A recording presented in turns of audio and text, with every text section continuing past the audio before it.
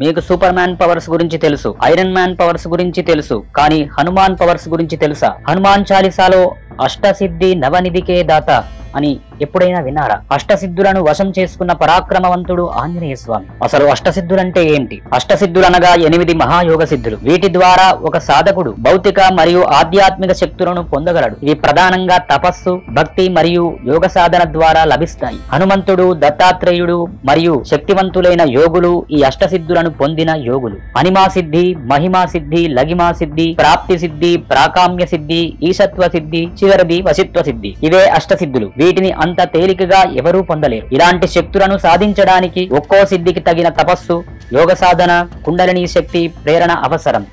ఈ సాధనాలను సరైన దారిలో పెట్టడానికే ప్రాణాయామం, ధ్యానం, మంత్రసిద్ధి, సంపూర్ణ చిత్త నియంత్రణ ద్వారా మనకు అష్టసిద్ధులు లభిస్తాయి. అసలు ఈ అష్టసిద్ధులంటే ఏమిటి? ఎలా ప్రాప్తిస్తాయి? పూర్తి వీడియో చూడాలంటే కింద ఉన్న లింక్ ని క్లిక్ చేయండి. తప్పకుండా చూడండి.